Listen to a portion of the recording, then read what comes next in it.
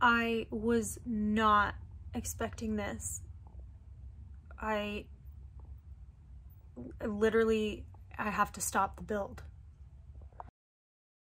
Today we are going to be talking about a very important thing that sometimes goes overlooked in a lot of builds, and that is rust.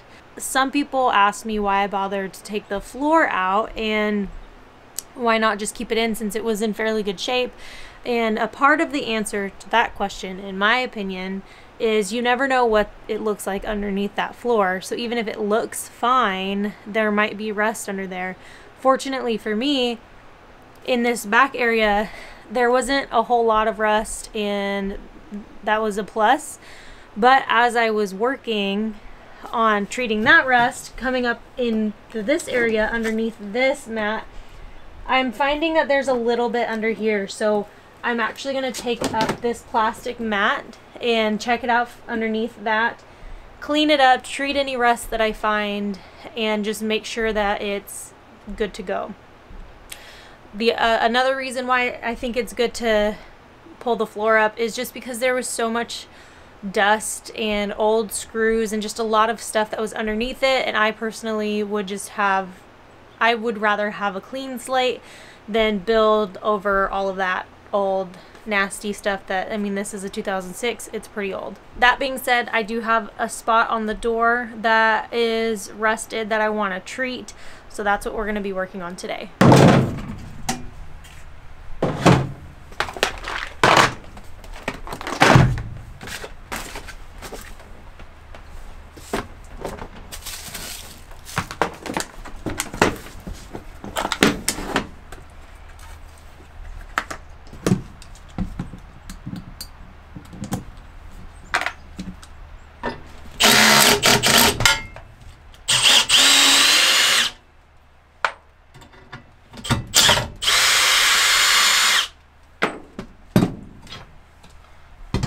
Oh look, I found a quarter.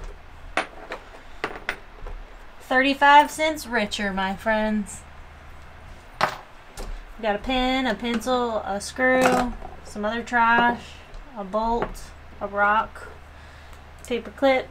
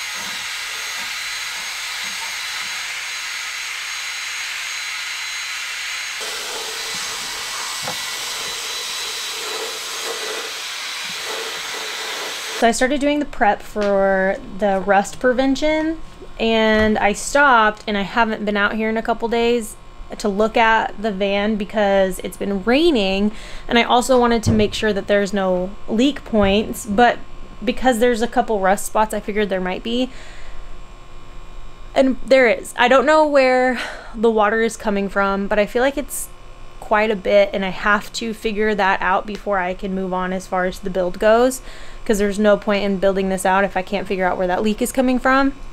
So let me show you where I'm seeing it and where it's puddling. So the first thing I saw when I came out here was this area here. It's like wet, and it's not terrible, but it's definitely wet. And then there's a line right here. There's a line here that was not there before, and this is kind of, you could see that's fresh rust. So it's obviously going over there, and it's coming from somewhere. It's dry everywhere except for this area here along the bottom. So it's basically pooling in this area, and it's coming down right here and going on to the kill mat, which it's quite a bit of water. So I'm gonna dry it, I'm gonna clean it up, and then I'm gonna take the hose to it and try and figure out where the water is coming from, like how it's getting into the van. Like the rest of the van isn't wet, so I don't know, I have no idea where it's coming from. It could have dried, like that. There's parts that are dried. I'm just hoping we get it figured out.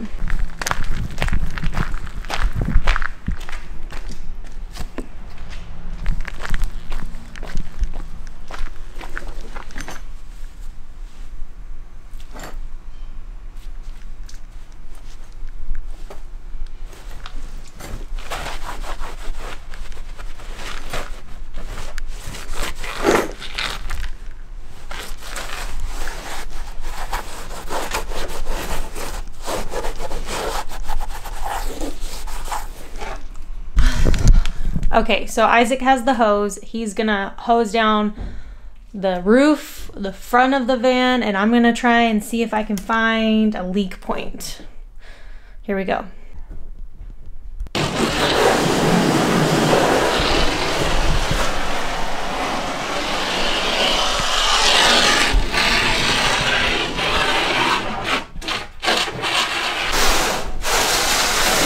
That's leaking right there.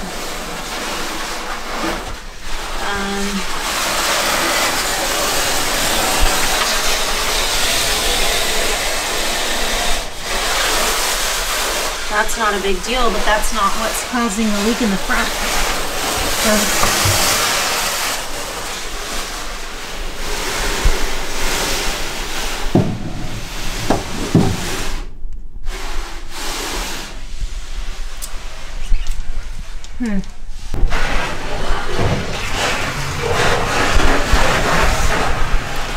There's water coming in right here. Can't see it very well.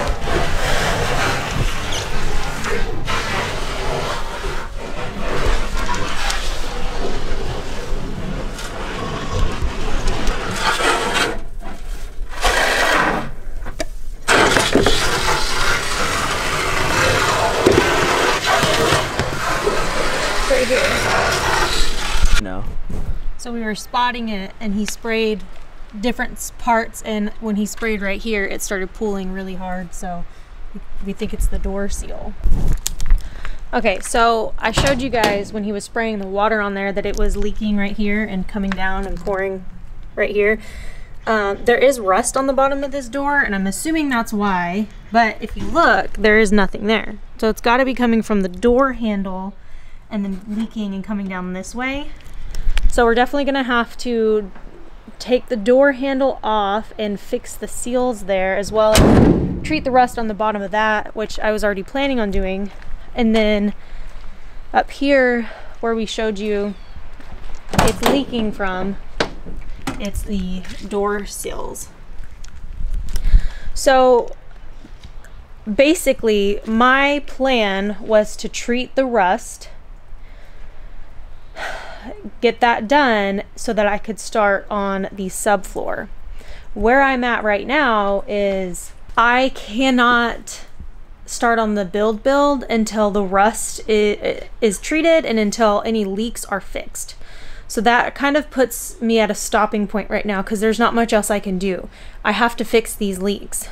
And so I'm going to figure out, I'm going to Google I'm going to look up the door sills for this van and maybe just do all of them just to be safe, because obviously they're getting old and they're wearing down, so I might as well just replace them all. I'm also going to call my mechanic and see if that's something that they do and how much they charge for that. I feel like that's something I could really do on my own. I don't know. I'm just going to check and see what my options are, but that really puts a hold on the build, which is really sad. I was looking forward to doing the subfloor possibly next week or within the few coming days, and there's no point in doing that. I feel like there's no point in even furthering the rust treatment, because it's just going to get wet again, and I'm just going to have to treat it again. Well, not treat it again, but I'm going to have to, I don't want to start sanding down the rust and then water gets on it and sits there and rusts even more. I'm going to take this as a stopping point. I'm just going to clean up the van. I am taking it on a trip this weekend, but it's going to be pretty bare. So I'm going to just focus on getting the door sills replaced and then resealing the back handle, which I have no idea how to get that off. So I'll be watching some videos on that and living my life in some Sprinter forums for the next couple of days. But that being said,